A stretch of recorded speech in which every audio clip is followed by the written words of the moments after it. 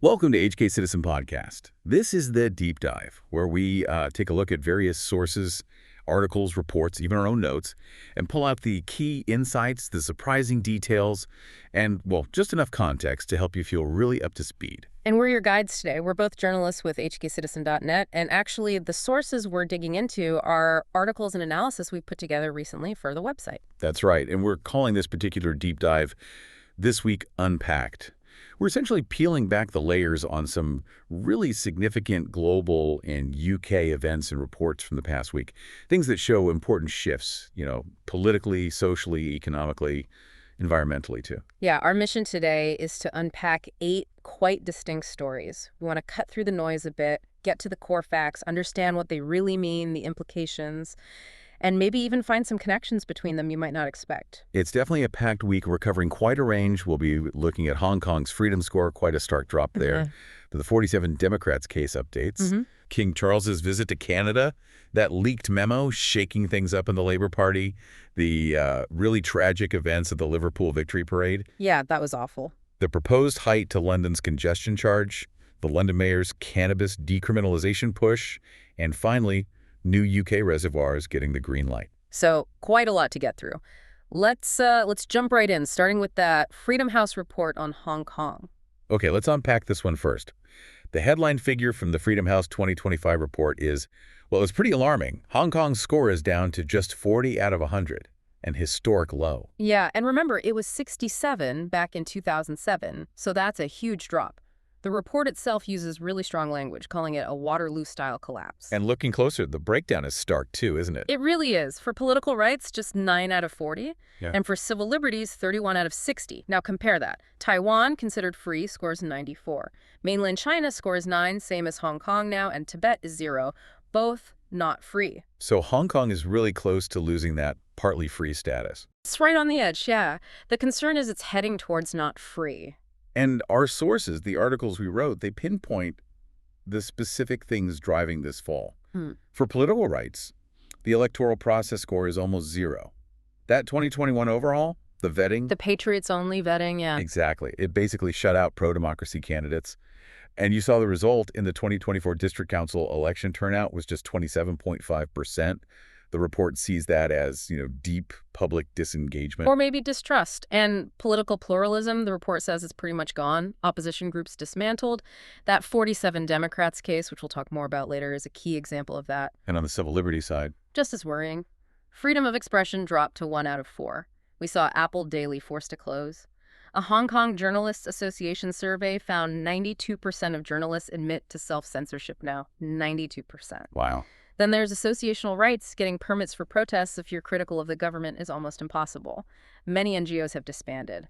And the rule of law, once Hong Kong's hallmark, it's eroding. What? Well, national security law cases often bypass usual legal protections. Police powers are very broad. And we've seen prominent international judges resigning from the top court, citing the political climate. People like Lord Collins and Lord Sumption just this year. If you look at the timeline, you can really see the steps down, can't you? After 2014, the umbrella movement, it dipped. After the 2019 protests, down again. Then a big drop in 2020 with the NSL. Right, down to 50 then, and since then it's just slid further, 43, 41, and now 40. What does the report identify as the main sort of structural causes for this collapse? 2 main legal instruments, really. The 2020 National Security Alert, the NSL, which Beijing imposed directly, and the more recent Article 23 legislation passed very quickly early this year. And the issue is how broad these laws are. Exactly. The NSL uses vague terms like subversion, secession. We've seen people like Jimmy Lai, dozens of others, journalists, scholars, detained or forced into exile under it. Article 23 expanded those definitions and gave authorities even more power, like warrantless surveillance, even pursuing people outside Hong Kong. It creates this kind of legal dragnet. So the laws themselves are being used to suppress dissent. That's the core argument. Combine that with the electoral changes ensuring only patriots can rule. The report calls the 2024 District Council vote a sham, and the Systematic dismantling of press freedom. Like Apple Daily, controlling RTHK. Right, removing books. It's a deliberate process. Civil society groups, unions, NGOs, they've dissolved. And that judicial independence, undermined especially in NSL cases with designated judges, no juries. Critics say it's like mainland China's approach criminalizing speech crimes. Amidst all this, does report find any small signs of hope, any flickers? Surprisingly, yes, a couple were mentioned. Small ones, mind you. One with some judicial resilience in 2023 and 2024 on same-sex partnership rights. The top court made rulings extending rights in areas like housing. It suggests some courts are still trying to carve out autonomy in specific non-NSL areas. Interesting. And the other? Civic resilience. People finding ways, often online, anonymously, or in small community groups, to express some level of dissent, even if it's very muted. Always under the shadow of surveillance, of course. That resilience is quite something. How does this fit into the bigger global picture? Well, Freedom House noted freedom declined in 60 countries this year, so it's part of a wider trend. But Hong Kong's fall is particularly dramatic. It's seen as a stark warning about authoritarianism and, frankly, about breaking international promises. Like the Sino-British Joint Declaration. Exactly. The Freedom House president, Michael Abramowitz, called the situation a betrayal. The report recommends actions. Democratic nations considering sanctions, condemning Beijing's breach of the declaration, offering asylum to journalists, pushing for UN scrutiny on rights violations. So, for you listening, why does tracking this situation in Hong Kong actually matter? Because it's not just about one city. It's a live case study with global implications. It challenges our understanding of human rights, international law, the reliability of treaties, that whole one country, two systems idea. It shows how quickly freedoms and institutions can be eroded when political will overrides the rule of law. And speaking of that erosion, let's move to a very specific example, the 47 Democrats case. There was a development this week. 4 activists were released. Sham Sakit, Tam Kai Bang, Wang Pak-yu, and Li Ketat. Yes, they were released after serving their sentences 51 months. They'd been convicted of conspiracy to commit subversion. Remind us, what was this case originally about?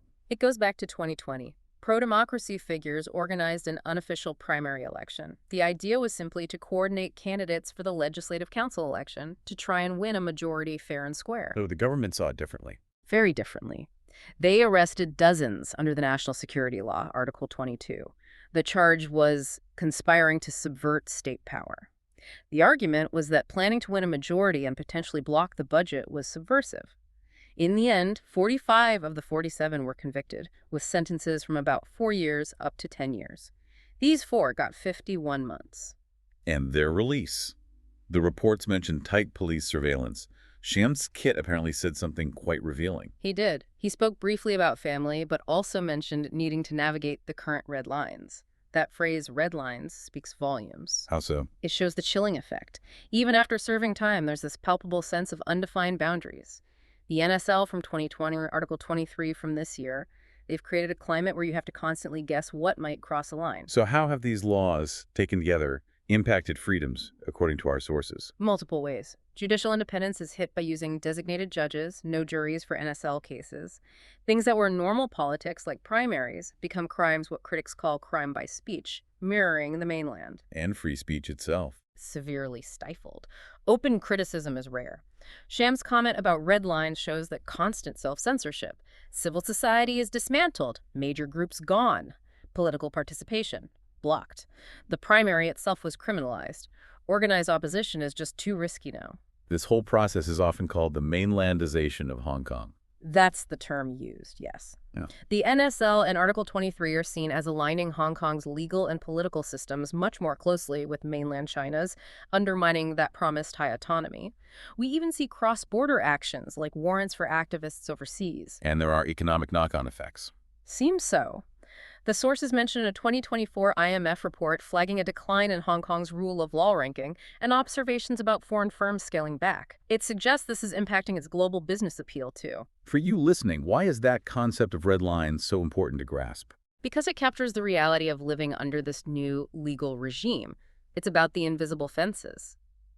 This case, and Sham's comment, they're a stark illustration of how the space for expression and political action has shrunk, defined by the state's shifting, unclear boundaries. It's a benchmark for understanding the city now. Okay, let's shift focus now. Across the globe, to Canada, and a rather significant royal visit. King Charles III was in Ottawa this week. He opened the 45th Parliament and delivered the speech from the throne. Yeah, this was notable, his first time doing it as king, and the first time any British monarch has done it since his mother, the Queen, back in 1977. And the timing seemed interesting. There was that backdrop of comments from Donald Trump about Canada becoming the 51st state. Exactly. Canadian PM Mark Carney had pushed back quite strongly against that. So the king's visit was seen by many as a symbolic reinforcement of Canada's sovereignty, its independence within the Commonwealth framework, a subtle but clear counter-narrative. The descriptions of the king's speech highlighted its warmth.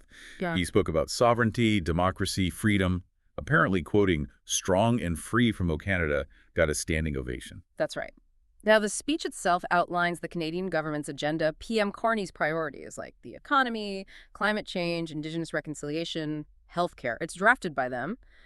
But the king delivering it and the way he delivered it added a certain weight. A symbolic way. Yes, it reaffirmed Canada's independence, its constitutional democracy, federal unity.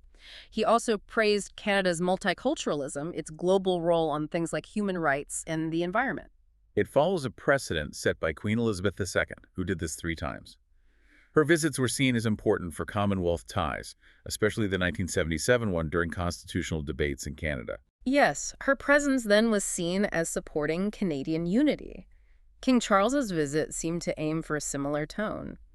He and Queen Camilla had various public events, ceremonial duties, tree planting, laying a wreath, military honors. The public reaction was reported as very positive. Many felt he effectively underscored Canadian sovereignty and sort of carried on his mother's legacy in that regard. And what's the anticipated impact, politically speaking, in Canada?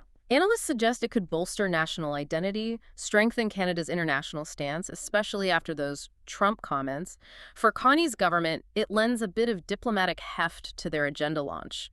Some think it might encourage them to be bolder on the world stage. And the focus on certain issues in the speech. The emphasis on Indigenous reconciliation and climate action clearly signals those as top government priorities for this parliamentary session. It's interesting, isn't it? For you listening, it shows the monarchy can still play this, well, quite unique symbolic role in a modern Commonwealth country, and how ceremony and tradition can be used to respond to international commentary and reinforce national identity. Sometimes the symbolism speaks loudest. It's a reminder of those ties and values. Okay, let's bring it back to the UK now.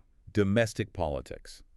The Labour government seems to be facing a bit of a crisis after a memo was leaked, a confidential memo from Deputy PM Angela Rayner to Chancellor Rachel Reeves. The Daily Telegraph published it on May 22nd. Yeah, this leak really exposed some deep divisions right at the top, specifically over fiscal policy. Rayner's memo laid out 8 ways to raise taxes and 2 welfare reforms.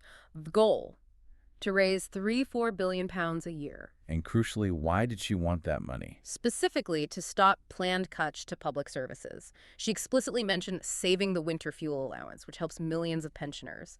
This clashed directly with Chancellor Reeves, who'd said in the spring statement back in March that she needed to find £5 billion in welfare cuts. So Rayner was pushing a kind of tax the wealthy plan to avoid austerity measures. Let's quickly look at some specifics from her memo, as analyzed in the source material. Higher bank corporation tax. Aimed for £1 billion. The worry cited by experts is capital flight, damaging London's competitiveness. Banks might just pass costs on. Minimal direct hit on the public, but maybe indirect effects. Okay. Freezing the 45% income tax threshold. That was projected at £0.5 to £1 billion. It's a stealth tax, catches more people in the top bracket as wages rise with inflation, hits higher earners, professionals. Most workers wouldn't be affected directly. Scrapping the £500 dividend tax allowance. £500 million, potentially. This impacts savers, retirees with investments, could make stocks less attractive, maybe squeeze small business funding. Restoring the pension lifetime allowance. Projected £0.8 billion. This is tricky. It could cause workforce issues, especially in the NHS. Doctors might retire early or cut hours to avoid huge tax bills on their pensions. We saw similar concerns back in 2023. Again, doesn't affect most people's pensions. What about the annual tax on envelope dwellings? Smaller one, 0.2 billion. Targets very expensive properties owned via companies, often by overseas investors, mainly in places like central London. Might cool the top end of the property market a little. Closing a commercial property stamp duty loophole. £1 billion, potentially. Framed as tax fairness. But could make commercial property deals slower? maybe push up commercial rents eventually. No direct hit on individuals initially. And finally, tightening migrant welfare access. Savings of hundreds of millions. The flip side is potentially deterring needed international talent and possibly straining social cohesion within migrant communities. So, summing up Rayner's plan, Hmm. it aims to shield lower and middle incomes, asking more from high earners, investors, big companies. Right. The immediate goal seems to be avoiding cuts like the winter fuel allowance for 2.5 million pensioners. The risk, flagged by papers like the Financial Times, is hurting UK competitiveness, maybe even causing capital flight long term. Which leads to the big political question. Who leaked this? It's caused a huge row. Speculation about Starmer's leadership looking shaky. The source delves into this, weighing the likelihoods. Angela Rayner, or her allies, given about a 30% chance, she denies it, obviously, Motives? could be to challenge Starmer's authority or to build her own profile with a more progressive base before key spending decisions. But leaking to the Telegraph, a Tory paper. That seems odd. It hurt her policies in the press. Although the source mentions rumors of focus groups run by her allies, showing her much more popular than Starmer. What about the Treasury or Reeves's allies? They're seen as more likely, maybe 60%. The motive would be to shut down Rayner's push against welfare cuts and tax hikes, cementing Reeves's control over the budget. Leaking to the Telegraph makes sense in that context. Stir up right-wing opposition to Rayner's ideas, isolate her. The risk is, of course, making the internal splits even worse. And the Labour left. Lower likelihood, maybe 10%. Over 100 MPs reportedly oppose the welfare cuts. Groups like the Labour Growth Group exist. They might want to amplify Rayner's ideas to build opposition to the cuts ahead of a potential vote in June. Apparently, 170 MPs might rebel, fearing the cuts push people into poverty. But the left usually airs grievances publicly, not via anonymous leaks, typically. So the thinking leans towards the Treasury or Reeves's camp, but Rayner's team isn't ruled out, perhaps as part of internal maneuvering. Definitely puts Starmer in a difficult spot. Labour's poll lead over Reform UK has reportedly narrowed. There were local election setbacks, and this internal row over welfare cuts is serious. Rayner's memo looks like a warning shot, especially with her approval ratings apparently holding up better than Starmer's recently. We saw the Tories cycle through leaders recently. Is there a real risk Labour could face something similar? The source reckons the near-term risk is low, maybe 20%, mostly because Starmer won the 2024 election, giving him some breathing room. But key flashpoints could be that welfare reform vote in June or a really messy autumn budget if they can't agree. If a challenge were to happen later, Rayner is clearly seen as a frontrunner, with those focus groups maybe suggesting she's preparing the ground against rivals like West Streeting. For you listening, why does this kind of internal party fight matter? Because it's not just Westminster gossip. These fights are about real policies that affect everyone, taxes, benefits, public services like the winter fuel allowance. The outcome of these power struggles shapes the government's direction. And leaks like this erode public trust and can create instability. It affects how the country is run. Okay, let's shift now to a very different and deeply upsetting story. The tragic incident during the Liverpool Football Club victory parade. A day meant for celebration turned horrific. Yes, it was absolutely shocking. You had this huge crowd, maybe 1 million fans celebrating Liverpool winning the Premier League, and then a car drives into people on Water Street around 6 p.m. The numbers are awful. 47 injured, 27 needed hospital treatment, including children, and 2 people critically injured. A child and an adult, still critical. It's heartbreaking. Eyewitnesses described pure chaos, screams, emergency services working frantically, firefighters trying to free people trapped under the vehicle. There were accounts of the car stopping, then accelerating, and people trying to stop it. Yes, reports mentioned it briefly stopped before accelerating into the densest part of the crowd. Onlookers were apparently banging on the windows, trying desperately to intervene. Just horrific scenes. What do we know about the driver? A 53-year-old local man was arrested. Merseyside police were quick to say it was an isolated incident, not terror-related, and they weren't looking for anyone else. His motive isn't known yet. They're investigating his background. There was an unconfirmed report he'd been agitated after leaving a pub nearby. Police also urged people not to share graphic footage circulating online, likely learning lessons from misinformation spread after previous incidents like the Southport stabbings. The big question, understandably, is security. How could a car get onto a supposedly secure parade route packed with people? That's where a lot of the anger is directed. Water Street should have been sealed off. Initial reports suggest a potential failure at an access point near there. Police are reviewing all their traffic management and security plans. Fans and residents are asking if the sheer number of people expected was underestimated. Has there been any official response on the security aspect? The leader of Liverpool City Council, Liam Robinson, acknowledged shortcomings and promised a full joint investigation with the police. Merseyside police are also doing their own internal review. Clearly, something went badly wrong with the security cordon. And this parade was particularly significant for Liverpool fans, wasn't it? Yes, their 2020 title win celebration was muted because of the pandemic, so this was the first big public celebration for a league title in years. Huge anticipation. The route through the city center was planned for that massive crowd.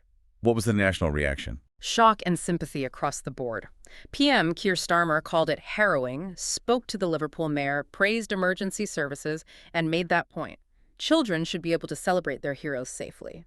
Other ministers echoed that. Liverpool FC, other clubs including rivals Man United and Everton, sent condolences. And locally, reports highlighted the community response people offering help, accommodation, transport. A real testament to the city's spirit in a terrible moment. For you listening, it's just a terrible reminder, isn't it? How vulnerable large crowds can be, even during celebrations. It highlights the absolute necessity of meticulous security planning for these big public events. And it's also a story about human tragedy amidst joy and how communities respond. Absolutely. Security has to be paramount at these gatherings. Right. Let's change tack again. Back to London, focusing on transport policy. Transport for London, TfL, has unveiled plans for quite a steep rise in the congestion charge. Yes, they're proposing a 20% increase, taking the daily charge from £15 up to £18. The target date for this change is currently January 2026. And it's not just the main charge. There are other potential changes, too. That's right. They're looking at limiting the residence discount, so only electric vehicles would qualify from 2027. They're also considering new discounts specifically for business EVs and vans, and linking future annual increases to inflation or public transport fares. Importantly, this is all out for public consultation now until August 4th, 2025, so people have a chance to give their views. The congestion charge itself has been around for a long time now. Over 20 years. Launched February 2003 by Ken Livingstone. Started at £5 a day for the central zone. The aims were always clear. Cut traffic jams, improve air quality, raise money for public transport. Did it work initially? It had some early success, yeah. Reduced vehicles entering the zone, boosted bus use. The fee's gone up steadily since then. £8, £10, £11.50, then £15 in 2020 when the hours were also extended. It's raised over $1.2 billion for transport over the years. So why the big jump to £18 now? What's TfL's justification? They argue London's roads are still incredibly congested. Traffic speeds have actually worsened since 2006, and they project it getting even slower without action. Air pollution is still a major health crisis linked to about 4,000 early deaths a year in London. So the £18 fee is meant as a stronger deterrent. Exactly. To discourage car trips, push more people towards EVs or public transport, and raise extra cash, about £23 million more a year, they estimate, which is legally ring-fenced for transport improvements. It also ties into London's goal of being net zero by 2030. Okay, so the intended upsides are less gridlock, cleaner air, more money for buses and tubes, and helping hit climate targets. Those are the stated goals. But there are definite potential downsides being flagged up. Businesses, especially smaller ones needing vans for deliveries in the center, are worried about the extra cost. Hasn't the impact on businesses been debated before? Yes, early on some studies suggested retail impacts, though more recent analysis suggests it might be more neutral overall for shops. But for drivers, particularly frequent ones or those on lower incomes, £18 a day is a significant hit. It might stop some people coming into central London. And there are issues with people avoiding the charge. Yes, compliance is an ongoing problem. A fair chunk of fines go unpaid, people use cloned number plates, and if you push more people onto public transport, you need to ensure the buses and tubes can actually cope with the extra demand. Otherwise, you just create overcrowding there. So public reaction is probably quite mixed. Very divided, as you'd expect. Environmental groups, cycling campaigners generally support it. Some even say it should be higher. But driver groups, business associations, they're calling it a cash grab, unaffordable, especially during a cost of living crisis. Others are just urging a proper debate during the consultation. For you listening, if you live, work, or visit London, this could affect you directly. Definitely. If you drive a petrol or diesel car into the zone, your cost could jump significantly. It forces you to think about your travel choices. It really highlights that constant balancing act for cities, environment versus economy versus individual cost. Your feedback in the consultation could genuinely shape the outcome here. Staying in London, let's move to another policy debate. Cannabis. The mayor, Sadiq Khan, came out in favor of decriminalizing personal possession of small amounts of natural cannabis. That was on May 28th. Yes, he was responding to a report by the London Drugs Commission, which Lord Falconer chaired. It made 42 recommendations. Khan endorsed the overall direction, easing up on low-level possession to free up police time to target dealers and organized crime. What was his reasoning? He called the current laws absurd, argued they disproportionately harm black communities, damage trust in the police. He believes decriminalization could reduce crime and promote fairness. But this faces major political obstacles, right? Huge obstacles. The UK government is firmly against changing drug laws, and crucially, so is the Labour leader, Keir Starmer. Cannabis remains grievous. Possession can mean up to 5 years in prison, supply up to 14 years. Medical cannabis is partly legal since 2018, but recreational use is banned. The source material looked at potential impacts if the UK did relax laws, drawing on experiences elsewhere. What about young people? There's a genuine concern about increased access. Canada saw a small rise in use among under-19s after legalization, despite strict age controls and education. On the other hand, decriminalization could mean fewer young people getting criminal records for minor possession. But there's also the health warning, potential long-term effects on adolescent brain development from heavy use. And impacts on healthcare. It could broaden access to medical cannabis for things like pain or epilepsy. Regulated products could be safer than illegal ones. But high-strength cannabis carries mental health risks, anxiety, psychosis in some people. Canada saw a big rise in medical prescriptions, highlighting the need for doctor training and more research if the UK went down this path. What about the economic and social side? Legalization could create tax revenue and jobs. Canada's market is worth billions, but you have to tackle the black market effectively, which still exists even where cannabis is legal. Decriminalization could ease the burden on police. Critics worry it normalizes drug use and could increase overall consumption. The source compared Canada, Thailand, and the Netherlands. What were the key takeaways? Canada, legal since 2018, shows the economic potential, jobs, tax money, but also challenges. That youth usage uptick, mental health concerns, a persistent black market. Success seems linked to strong regulation. Tile. Decriminalized in 2022. Saw an economic boost, especially tourism. But weak regulation led to big problems with misuse, especially among young people, and public backlash. Now they're planning to re-ban recreational use, a real cautionary tale about doing it without tight controls. And the Netherlands, with its long-standing tolerance policy. Often seen as a successful model of de facto decriminalization via regulated coffee shops. Usage rates are actually lower than in the U.S., maybe because regulation removes the forbidden fruit aspect. They have strict rules on sales points, advertising, quality. Benefits cited include freed-up police resources, tax revenue. They also focus heavily on drug education and research. They're even trialing legal supply chains now. So, comparing them. Canada, potential but tricky. Thailand, risks of poor regulation. Netherlands, value of strict oversight and education in a decriminalized system. Exactly. This whole debate is global. For you listening, it's about weighing up public health, safety, economic opportunity, and individual liberty. These international examples show there's no single easy answer, and how you regulate it seems absolutely crucial. Right. Let's wrap up our deep dive this week with an environmental and infrastructure story. The UK government is fast-tracking plans for the first major new reservoirs in over 30 years. Yes, this was announced May 29th. The goal is to secure water supplies for potentially 750,000 households and, crucially, enable tens of thousands of new homes to be built in water-stressed areas. Which reservoirs are we talking about? 2 are being prioritized. Heaven Thicket in Hampshire, run by Southern Water. That should hold about 21 million cubic meters, supplying around 200,000 homes by 2030. Then the much larger South Lincolnshire Reservoir by Anglian Water, 55 million cubic meters, serving maybe 550,000 homes. And possibly a third. Yes, the Avingdon Reservoir in Oxfordshire, proposed by Thames Water, is still being considered. The locations are chosen because they're near existing infrastructure and in parts of the country, the southeast and east of England, that are particularly prone to drought. And who's paying for these? This is a key point. They're being built and financed by the private water companies. Southern, Anglian, potentially Thames.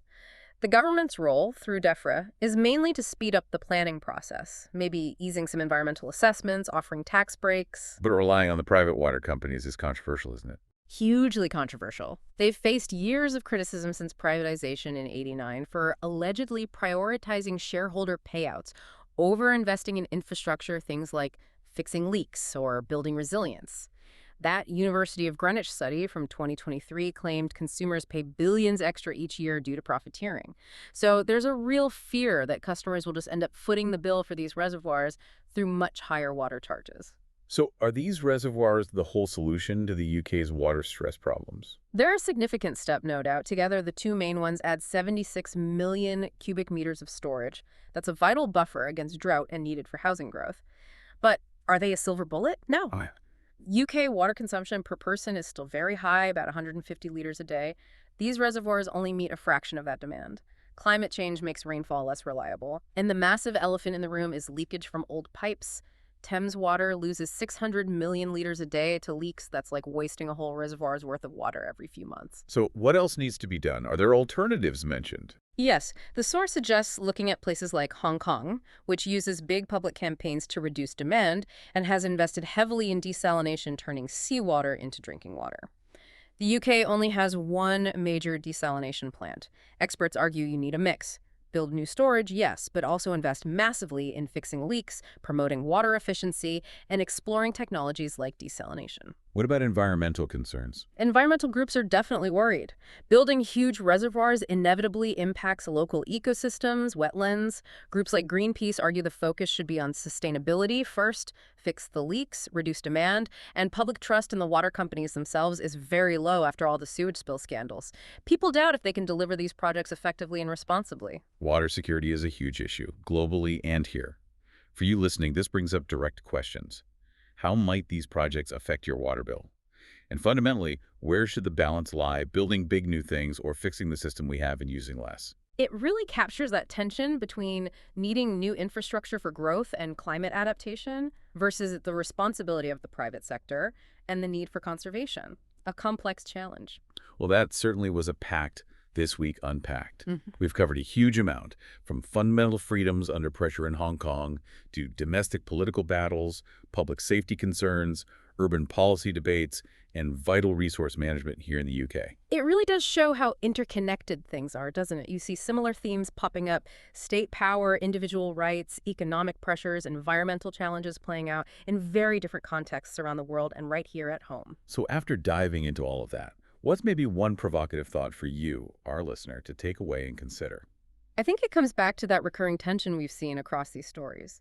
The constant balancing act between, let's say, progress or security on one side and individual rights or costs on the other. Yeah. Whether it's the red lines in Hong Kong, who pays for public services via taxes versus cuts, how we manage city spaces or ensure water security. How does seeing that tension play out in different ways help us? Maybe understanding that fundamental push and pull helps you navigate the complex arguments around these issues.